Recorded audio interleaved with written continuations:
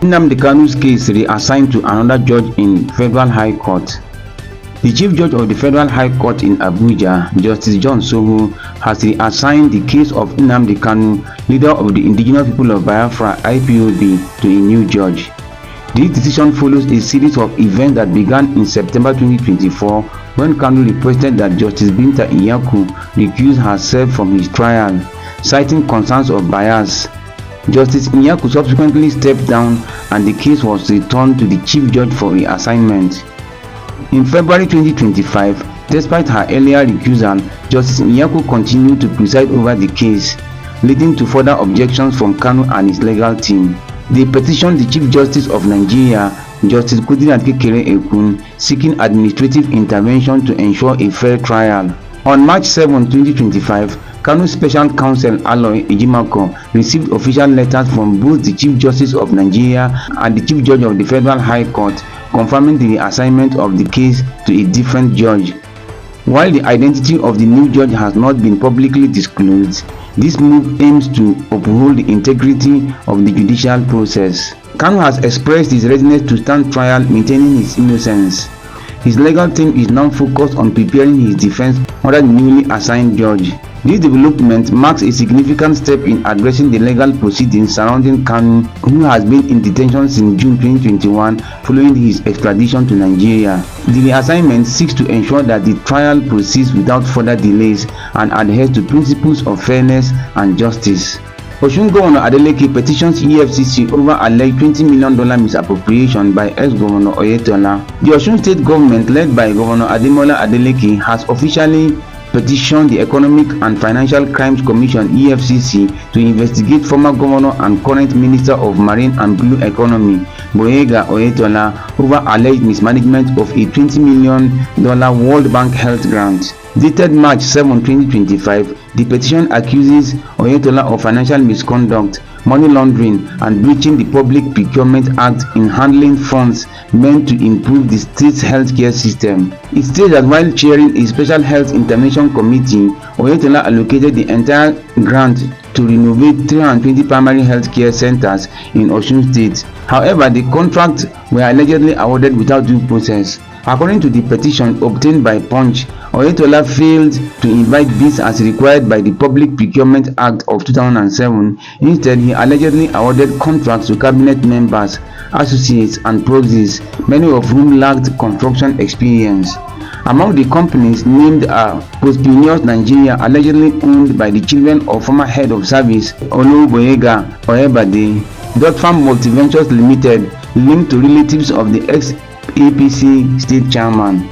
The Ice Firms Nigeria Limited, said to be owned by former Commissioner for Local Government Adebayo Adeleke, and Afamok Web International, allegedly connected to former Amotekun Field Commander Amitolu Shitu. The petition raised concerns that some of these companies were run by food vendors, saloon owners, supermarket operators, and web designers, casting doubt on their ability to handle construction projects. The government further claimed that the renovations were substandard despite free payments to contractors.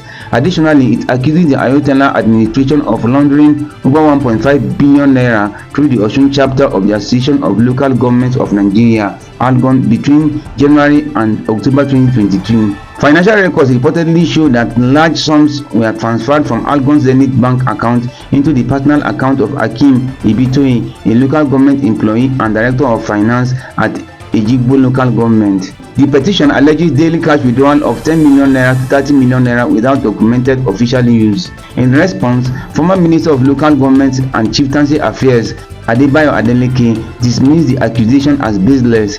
He stated that he had not been invited by the EFCC or seen the petition, calling the claims frivolous without proof. Adeleke suggested that the allegations were politically motivated, adding that I have become a thorn on the flesh of Governor Adeleke and the PDP, so I won't be surprised if baseless allegations are made against me. Afenifere youth leader Eniola Ojajumi confirms he was abducted by Fulani herdsmen in Ondo State. Prince Eniola Joseph Ojajuni, the national youth president of Afenifere, was abducted on February 17, 2025 around 1:42 p.m. in Akanu Akoko, Ondo State, while traveling to Abuja. He identified his abductors as Fulani herdsmen. During his captivity, the kidnappers initially demanded a ransom of 100 million naira. After about 12 days, Ojajuni was released following a ransom payment of at least 17 million naira, reportedly delivered by his wife in Akure. Despite repeated pleas, the Nigerian government did not provide financial assistance, and security agencies were unable to track the kidnappers' location until the ransom was paid. Ojajuni is currently receiving medical treatment at an undisclosed location. He expressed gratitude to those who supported him financially, spiritually, and emotionally during his ordeal, and assured that he will formally appreciate everyone once he recovers. The incident has raised concerns about the deteriorating security situation in the region, prompting calls for urgent intervention from state government and security agencies. Natasha's useless allegation traumatizing 10th Assembly, says Akpabio. Senate President Godswill Akpabio has once again addressed the controversy surrounding the 10th Senate under his leadership. The Senate has been under scrutiny since Senator Natasha Akpoti-Uduaghan of the People's Democratic Party (PDP) from Kogi State accused Akpabio of sexual harassment, a claim he has denied. Akpoti-Uduaghan submitted a petition against Akpabio, but the Senate Ethics Committee dismissed it and instead recommended her suspension. The Senate decision sparked mixed reactions, with some individuals and activists calling for Akpabio to step down and allow an independent investigation. Speaking at an event marking International Women's Day, Akpabio reiterated his innocence, stating that previous accusations made by Akpoti-Uduaghan had also proven to be false. I only realized yesterday that all these allegations surfaced after a change in committee assignments and sitting arrangements, which are routine in the Senate, he said.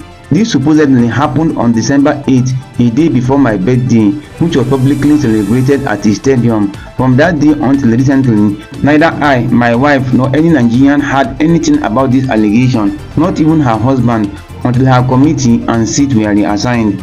He further questioned the credibility of the accusations, suggesting that similar allegations she made in the past. Has anyone considered the trauma this same woman has caused others she has previously accused? None of those claims have been proven.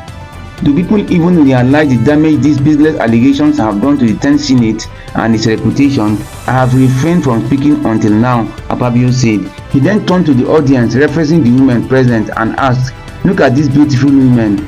Many of them have interacted with me multiple times. Have I ever harassed any of you? Or does someone believe they weren't attractive enough?"